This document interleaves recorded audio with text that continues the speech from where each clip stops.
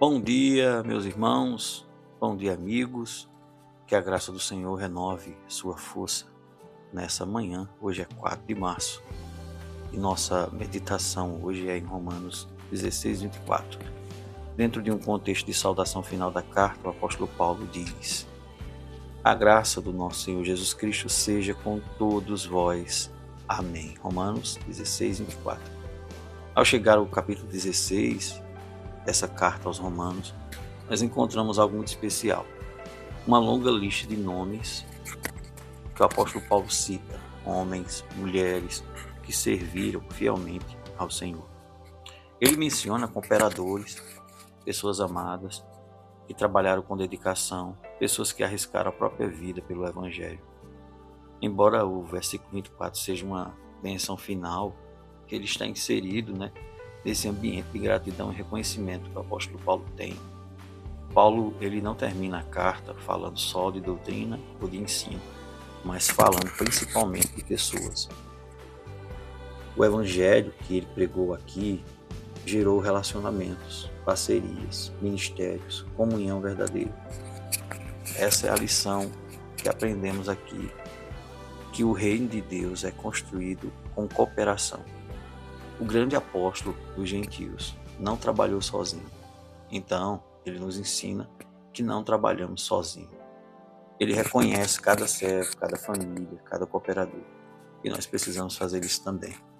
Isso nos ensina uma verdade muito profunda. Ninguém serve no cristianismo sozinho ou isoladamente. Porque isso também reflete o caráter da igreja, Isso reflete o corpo de Cristo. A igreja é um organismo vivo, onde cada membro tem a sua função e não há espaço para individualismo no meio do evangelho. Todos nós somos dependentes da mesma graça. Todos nós somos chamados a cooperar. Aqui fica algumas lições para aplicarmos em nossa vida. Primeiro, precisamos valorizar aqueles que também servem ao nosso lado. Muitas vezes nos acostumamos com o trabalho fiel de irmãos que sustentam a obra em silêncio, mas nós devemos também os honrar quando tiver a oportunidade.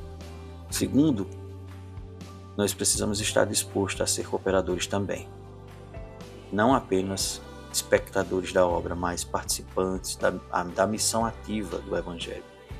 Terceiro, a gente precisa lembrar de que tudo começa e termina na graça, no favor imerecido de Deus. A graça de Deus, do nosso Senhor Jesus Cristo, como disse o apóstolo Paulo, seja com todos vós.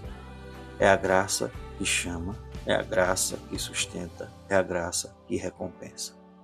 Essa passagem ela nos encoraja, meus irmãos, a cultivar uma cultura de gratidão uns pelos outros no meio da igreja. Reconhecer, agradecer, orar uns pelos outros. A igreja saudável não é feita apenas de púlpitos saudáveis, mas de relacionamentos saudáveis.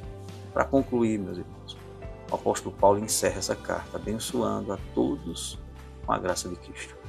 Essa mesma graça está conosco hoje e é ela que nos une, que nos capacita e que nos envia. Que você seja um cooperador fiel, que eu seja um cooperador fiel do reino, que também saibamos honrar aqueles que servem ao nosso lado. Muito obrigado por estar conosco nessa manhã. Que o Senhor fortaleça a sua caminhada. Vamos orar para encerrar? Senhor, nosso Deus Pai, obrigado pela igreja, pela oportunidade de cooperar com os irmãos e caminhar uns com os outros. Ensina-nos, ó Espírito Santo, a servir com humildade, valorizando aquele que está também do nosso lado e que também está na dependência da Tua graça. Que sejamos instrumentos úteis das Tuas mãos, Senhor. Em nome de Jesus. Amém. Que Deus abençoe o seu dia. Que a graça do Senhor lhe acompanhe.